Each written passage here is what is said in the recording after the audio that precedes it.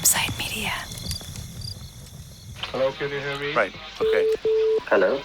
Hello? So, what do you want me to say? Oh, it's just Hello? Chameleon. Season 4. Scam Likely. A production of Campsite Media. Oh. One thing that really struck Dave, Chris, and Dylan once they'd gotten deep into the scam and subpoenaed thousands of internal emails was the total lack of remorse. There were emails that call center managers sent to their employees that sounded like a football coach pumping up his players. Find more victims. Rip them off. Take every penny you can get. For the scammers, targets in faraway America were nothing but ATM machines they could hit up for cash. Jayesh and Pawan, the scam callers I met in Borivali in Mumbai, they weren't that different from the other scammers at first. They didn't tell me they enjoyed scamming, but they didn't hide that they were perfectly okay doing it. In their early days on the job, as they got better at converting targets into victims, they felt the thrill of success, not the pangs of guilt. The money was good, and the victims were suckers. Period. But a few weeks in, Pawan was on a call with a target when something changed for him, like the flipping of a switch inside. He was trying to scam a young woman when she told him her kid hadn't eaten the day before. Until that moment, Pawan had assumed that everybody in America had money. It was a default assumption for scammers, and a convenient one. The woman told Pawan, "I'll try to borrow money from a friend. I know I need to pay this." So I thought, now it's getting too much. Okay, so I told her, wait, because that call was recording. Okay, so I called my manager that I don't want to scam this client because she don't have money. I told him that I'm disconnecting this call. So he take the headphone from me and he scammed her. So at that time, I got very angry. The manager seemed intentionally cruel, as if he wanted to teach Pawan a lesson. Pawan had told him the victim couldn't pay, but the manager had still taken advantage of her. It was sickening. Pawan told Jayesh what had happened. The two were a team. They had decided together that they would take this job. Now, they made another decision. We were actually talking to each other quite maturely at this point of time. And after this incident, we decided we'll not work. We'll just come. Out of 100, around 85 to 90 people already knew that this was a scam. So not scamming anyone was not a big deal on the floor. So we stopped scamming to people. That sounds like they quit, but they didn't. They kept coming to work, kept taking the bus in the evening to go to Mira Road, kept taking the elevator to the 6th floor, kept turning in their cell phones before getting to their workstations. They still talked to targets who called in from the US after hearing they owed back taxes to the IRS. But while talking to the targets, Pawan and Jayesh abandoned the script they were given. We used to call, we used to talk, we used to have all the fun, time pass. We used to talk to a lot of different people. There were some military men, some bankers. To talk to them, we used to share knowledge, we used to tell them where we are. We have told this information to a lot of people in America that we actually are in Mumbai. We are in Mira Road. Could you come here? Could you stop this? Which is to say that Pawan and Jayesh were revealing the scam to those they were supposed to be scamming. Hey, we're not the IRS. We're in Mumbai, and this whole thing is a con. When they had started working, the two had been told that all phone calls on the floor were recorded by a central server, and that every move of theirs was under surveillance. It was yet another security measure the bosses had put in place, apparently, to ensure that the scam wasn't put at risk by any of the employees. And Pawan and Jayesh were doing exactly that. But weren't you worried because these calls were getting recorded? No, actually, these calls were recorded manually. It was not an auto recorder. They used to tell us that every call is recorded on the server. But I guess after working there, after knowing everybody, after knowing the process I told you, I was very curious how this works. Okay, after knowing every part of the business, I was quite sure these calls were not recorded. What Pawan and Jayesh had figured out was that the spiel they had been given about surveillance at the center was just talk. A lie told to the employees, like the lies that the scam callers told targets, to get them to follow orders. That revelation was liberating, and it helped Pawan and Jayesh move to the next phase of their plan. They weren't just going to stop their scamming. They wanted to blow the scam up. And now what happened? We already did so much scam. Now we cannot return the money, right? We cannot make it settle. Okay. Then we decided we will burst this entire call center. Okay. And karma will help us. We will bust this entire call center for karma. Okay, so this was a sort of repentance strategy. That this way we will make amends Correct. for this crime that we have been doing. Yeah.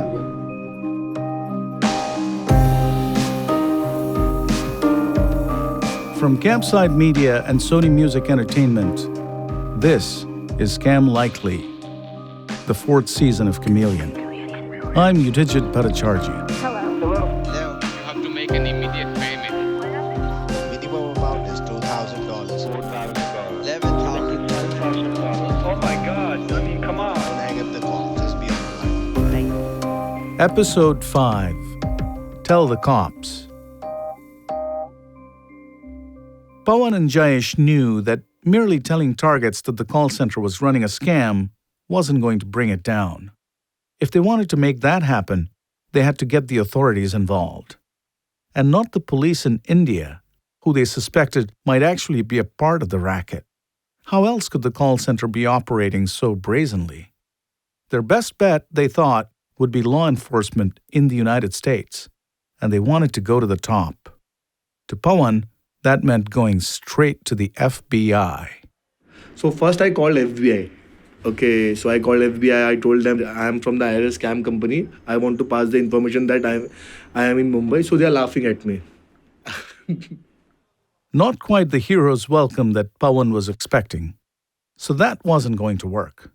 But then, Jayesh remembered a conversation with a target, someone who had figured out that Jayesh was a scammer. She had told him she was going to report him to the FTC, the Federal Trade Commission. So I googled it. I read everything about FTC. I came to know what FTC does. Which came in handy now that Pawan and Jayesh were looking for someone, anyone, in the US government to hear them out. So that's when I actually recollected. You just called FTC. So Pawan calls the FTC, says, I'm reporting a scam. I work at an IRS scam call center in Mumbai. The person who speaks to him says, you need to call a lawyer at the FTC named Betsy Broder. As part of her job, Betsy helps to fight international scams and frauds that target Americans. I was sitting at my desk on our office on Pennsylvania Avenue, just right between the Capitol and the White House. And the phone rang, and it was a young man with an Indian accent.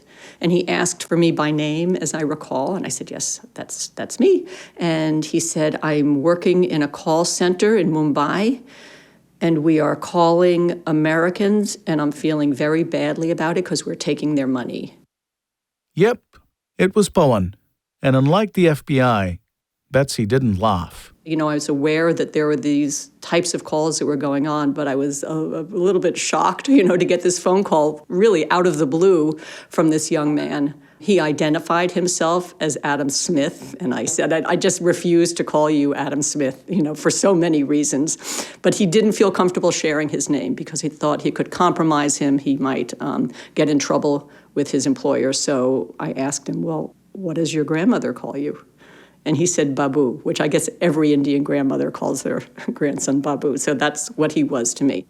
Betsy wanted to hear everything this Babu had to tell her. But she was skeptical. You don't just buy everything a whistleblower has to say. I'd worked long enough in law enforcement to know that when you're contacted by someone who says he's working for a target, you have to be very careful. So my first concern was that he was calling on behalf of this call center on Mira Road to see whether they were under investigation, to see whether any federal agency was looking at them. So I just listened. I took a lot of notes. And I thanked him very much. And then, all of a sudden, it seemed like Betsy was on an entirely different call. We were just talking, and he was telling me about some of the people he had victimized, and then everything changed. Then he said, well, you need to go to the CVS store on Arlington Road. He knew exactly where the closest place was. And buy these gift cards because you owe us $8,000, $800, whatever it was. Pawan was making the call from the call center, and his manager had just appeared on the scene. Betsy figured that out almost immediately. But even though she knew that Pawan was just pretending to scam her to fool the manager, his words on the phone were frightening. And I'll tell you, I knew what was going on, and I started perspiring. Just when he was telling me this, I could understand how someone who didn't understand that it was a scam might be totally taken by this and have a sense of panic, because they tell you the police are on their way. If you're not a US citizen, you're going to be deported. And so he went into his script saying, you need to do this, otherwise the police will come and you will get arrested and blah, blah, blah. And then, we went back into our conversation once his manager had moved down the line and could no longer overhear what he was saying. The incident left Betsy a bit shaken, but it also convinced her that this Babu was probably telling the truth. She wanted to know more, and she wanted to speak to other callers at the call center, so Pawan connected her to Jayesh. She used to call every day at 5 a.m. Every day while we used to go home from work, I used to talk to her. I used to tell her what we did all day. And at one point they said that their bosses suspected them of doing something wrong, and they texted me a picture of the hands of one of them showing that he had cuts on his hands from defending himself. I wasn't quite sure how much of this was drama and how much of it was true, but they would wait until they were in a safe place to talk. Jayesh told her that they didn't want to keep pushing their luck for much longer. I used to tell her that we are just going to leave this company in the next few days now. Yeah, so that was it. Betsy concurred with them that this was a good idea. By now, Pawan and Jayesh were deep into their roles as informants. Betsy had referred them to a federal criminal investigator, not Dave, Chris, or Dylan, but someone who could record their official statements in case it ever needed to be used as evidence. The call centers Pawan and Jayesh had been working at were now exposed to the authorities. But the two best friends weren't the only ones ratting them out.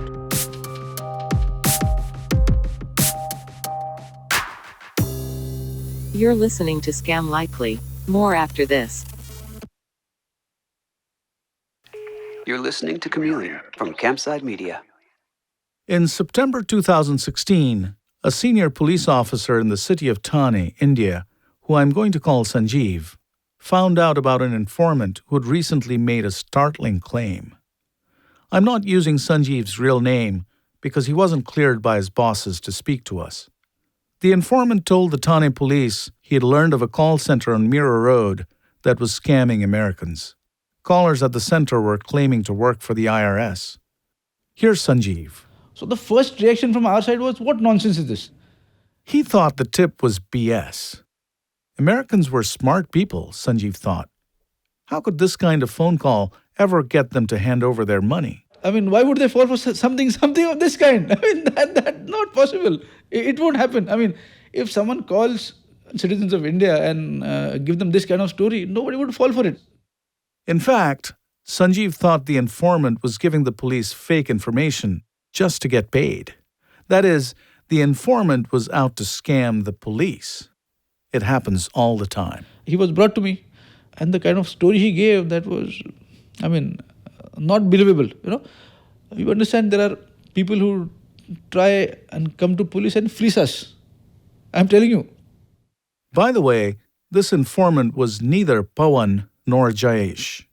It may be hard to believe, but at the very same time they were having secret calls with Betsy Broder at the FTC, some unrelated person was ratting out the same call center.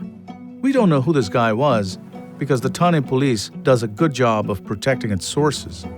All we know is it was someone who appeared to have had easy access to the Mira Road call center, in spite of all the security.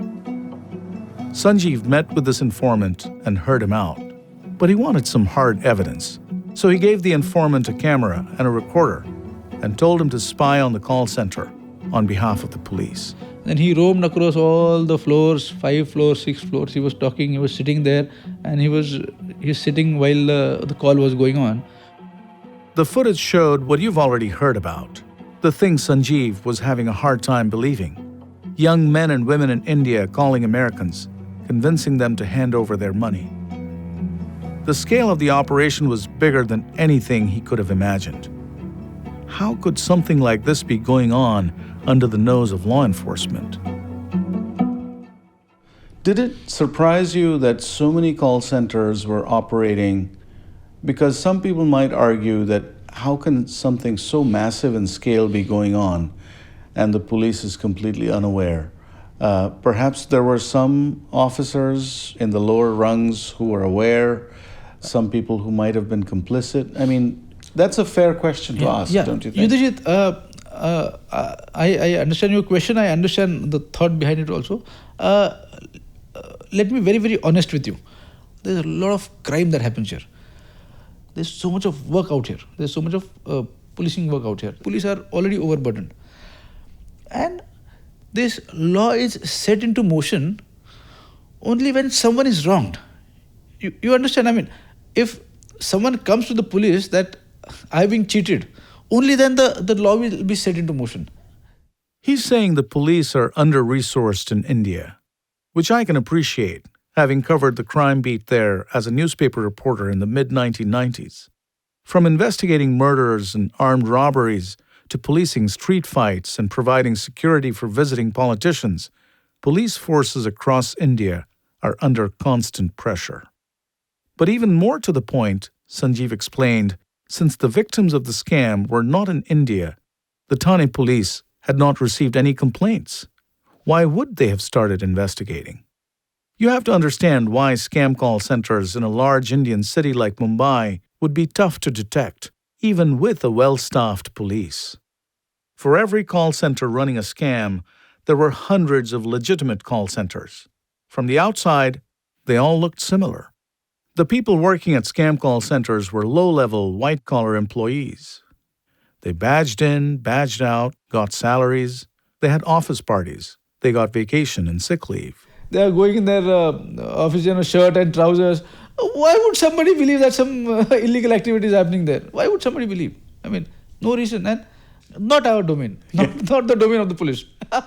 It just wasn't the police's business to walk into office buildings and eavesdrop on calls being made from there. Sanjeev knew the only difference in this case was that a police informant had found out about the scam. It was by just luck of chance. I mean, throw of dice. I just said, why don't you go and get me some footage? I mean, I could have just told him, you go get lost. I mean, I don't buy this bullshit. After the recordings came back from the informant, Sanjeev and his colleagues began investigating in earnest. Then we came to know that there were 3 call centers in close proximity, and they were running throughout the night. Not one call center, 3 different call centers. Sanjeev estimated that there were at least 500 people, if not more, working there. And if we had to nab them, we would need a big team and a big preparation. To nab them all, the callers, the supervisors, the bosses, that was going to take some doing. They were going to need dozens of police officers to make the arrests, to seize the evidence, to make sure that no one got away. That's after the break.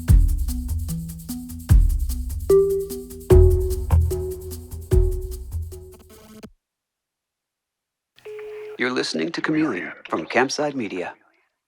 Before Sanjeev could execute a takedown of the 3 call centers on Mira Road, he needed to plan everything out. The police had a good sense of the layout of the offices. From all the recon they had done, they had a precise handle on when employees came in, when they left. What Sanjeev now had to do was choreograph the raid in exquisite detail. 3 to 4 days, constant preparations were going on with a small number of people. So our informants and our underground operatives, they were going to the places, seeing what time the call center starts, what time it closes, so that entry would be smooth and would be able to catch the maximum number of people. One problem was the big metal gates outside the building where a lot of the scam callers worked. Those were closed most of the time.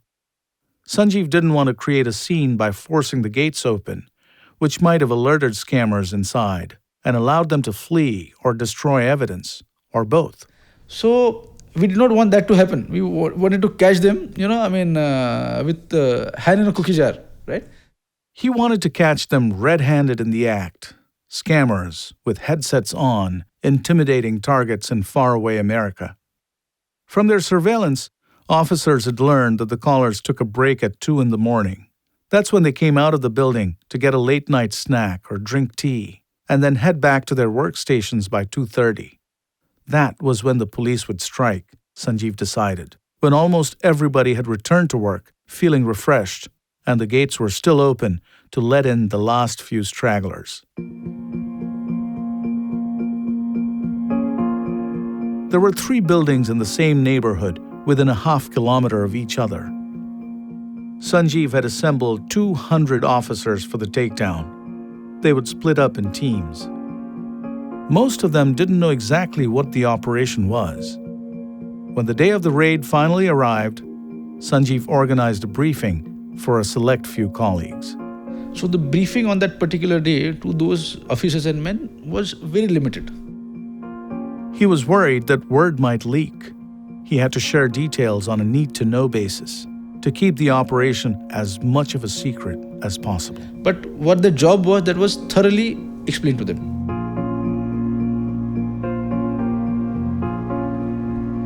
Hours later, well after midnight, the 3 teams were in position, ready to enter the call centers. As it got closer to 2:30 and the employees returned to their floors, the police swarmed.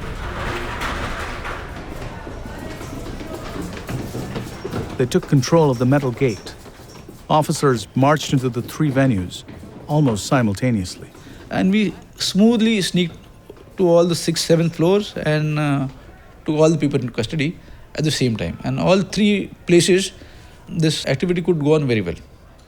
Sanjeev was mostly on the outside, coordinating the raids and giving out instructions to the team leads at the 3 buildings. The callers inside were very much mid-scam. And so, did you actually, when you went in, were there people making calls, like while you were entering? Absolutely. They were on the phones? Absolutely. Hand in a cookie jar, that's what I said. And so, Sanjeev didn't shut everything down immediately. He wanted to see the scam in action. He was amazed to find that there were English tutors at some of the call centers, giving callers lessons on how to converse more fluently with Americans. Sanjeev wanted to hear the calls firsthand, so he and his fellow officers told a few of the scammers, "Keep going." We made those guys make calls in front of us. And we actually listened, what the responses were. So, it was a big learning process for us as well. We'd never seen anything of this sort. No complaints made anywhere in India of this particular kind. We did not know anything of this. They arrested everyone present. That meant the callers and supervisors and floor managers. But Shaggy, who the police had identified as the mastermind, was nowhere to be found. Some of the callers feigned total ignorance of what they had been involved in. What scam? We thought we were contracted by the IRS. Sanjeev wasn't buying it. If you personally ask me, I don't believe 1% of it, right? They were getting about 20,000-25,000 as a salary, and for every fleecing, they were getting a percentage. So, you cannot defend the position and say that they were innocent people. After all, if you remember, these callers had been told it was a scam when they were being hired. All of them, every single one, would have known what they were doing. In any case, the police had too much to do that night to have the time to listen to these claims of innocence. Officers had a ton of evidence to process, hundreds of computers and phones and digital data.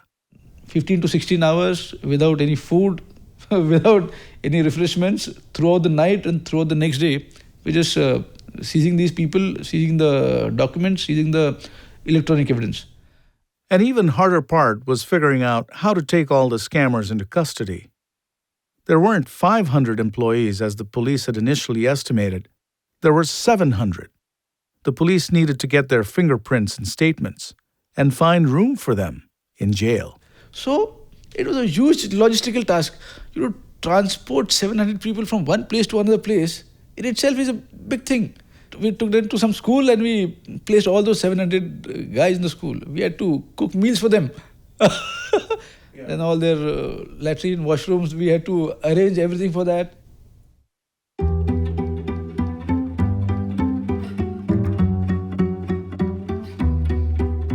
The raids on Mira Road took place on October 4, 2016, just as Dave, Chris, and Dylan were making the final preparations for a crackdown on the American end of the scam. U.S. authorities say they tried to collaborate with their Indian counterparts, but when I asked Mike Shekels about it, one of the DOJ prosecutors overseeing the case, he basically shrugged. Without getting into the weeds about all the internal processes, we ran the traps you would think we would to try to see what could be done. I have no doubt, yeah. None of it sort of, I think, was as useful as we had hoped. Yeah, but was there even kind of a lip service paid, or was it simply like, can't hear you, like, what was the response? Like, how would you characterize the response? Was it simply like royal ignore, like emails go unanswered, calls go not received, or it was like, oh yeah, we're looking into it. That's an interesting case. Sure.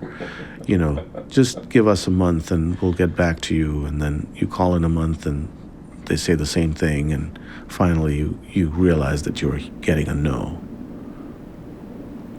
Yeah, I don't know that I have anything helpful to add on that. At this point, the public affairs staffer from the DOJ piped in with a point of protocol. The department doesn't comment on conversations with law enforcement in other countries. So, had it just been a coincidence that the raids led by Sanjeev at Mira Road happened just as Mike and his DOJ colleague Hope Olds were finalizing their 61-count indictment? Just as Dave, Chris, and Dylan were gaming out the arrests? Mike and Hope, they didn't have a lot to say about that either. So you guys were planning the takedown here. When this raid happens, what went through your minds? Mike and Hope exchanged a look. Then they both smiled at me. I knew what that meant. I wasn't going to get a very clear answer. I don't know if that's fit for podcasting. There were a lot of complicated dynamics with that, and frankly, diplomatic issues, political issues, law enforcement issues. It was curious timing for us, for sure. Because, there's a certain amount of vetting when you're doing an international case where the department wants to publicize what they're doing. And so you always, as information about what you're planning gets spread further, you lose control of maybe what happens to that stuff. And so we've always believed it was very interesting timing that they sort of did that right when we were getting ready to have the first real, splash of this kind. And I'll just leave it with that.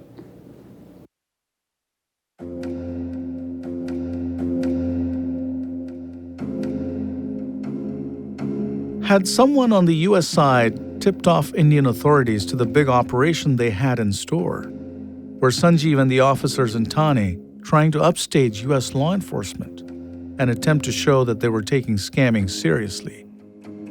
As you might expect, Sanjeev thinks that insinuation is just plain ridiculous. He says the Indian investigation originated entirely from the intelligence developed from the informant. And to be fair to him, one could just as easily ask a question that would annoy U.S. law enforcement. Why did the American authorities plan the grand finale of an investigation they had been running for years, just weeks after the Indian police swung into action? I talked to some other sources about the timing of what was the biggest ever raid on call centers in India, and I think Sanjeev is being honest. His investigation had developed independently, without any contact with Pawan or Jayesh. He and his officers were not, in fact, trying to get ahead of Operation Outsource by busting a scam call center they'd known about all along. But that doesn't mean Sanjeev and the Thane police were operating in a vacuum. Indian law enforcement was under a lot of pressure. Betsy Broder of the FTC had been talking to Indian officials about scam call centers for years. And when Mike Shekels at DOJ said they ran the traps, that meant letting some people in the Indian government know U.S. authorities were looking hard at scam calls. Without that pressure, would Sanjeev have gotten the go-ahead for such a massive raid? I honestly don't know. Pawan and Jayesh themselves don't think their call to Betsy led to the takedown. But they also don't believe the call centers could have been operating without the knowledge of at least some police officers. I believe personally that entire Mira Road police means the one responsible, the one who has control, already knew that this is happening. This is not something which cannot be hidden. If there is a building and there are people who are working there, I believe for us, even us, we know when there is a office, we know that this is the office and this is the work happening in this office. Even if we are not the police officers. And if it is a police officer, I am sure he knows everything. No, but they'd know that it's a call center, but they may not know what is being done. Yeah, exactly. So at least police officers would know this basic knowledge that there is a call center and they work at night. What do they do? Here police officers don't even leave a smoking shop. Just a guy who makes around 500 rupees in a day. They don't even spare them.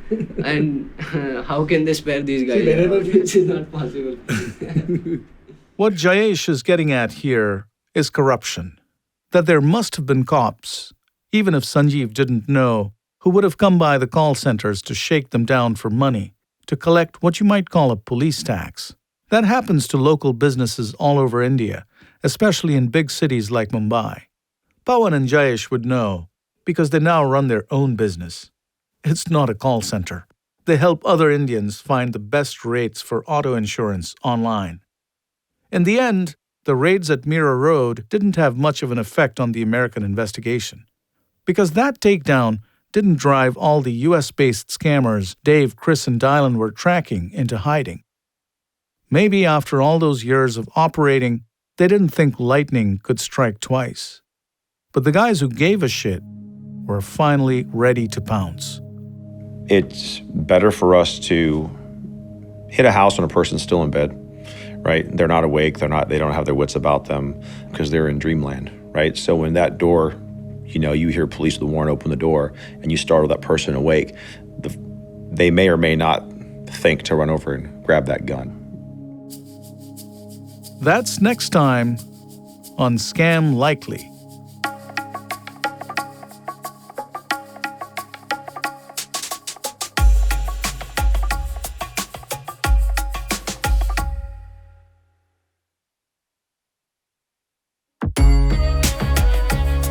Chameleon is a production of Campside Media and Sony Music Entertainment. Scam Likely was produced and written by Eric Benson, Johnny Kaufman, and me, Udijit Bhattacharjee. Callie Hitchcock and Yiwin Lai Tremuin were our associate producers. The show was fact-checked by Sarah Ivry. Sound design and original music by Mark McAdam. Additional music by Samba Jean-Baptiste. Special thanks to Campside's operations team, Aaliyah Papes and Doug Slavin. The executive producers at Campside are Matt Scher, Vanessa Gregoriadis, Josh Dean, and Anab Hoff.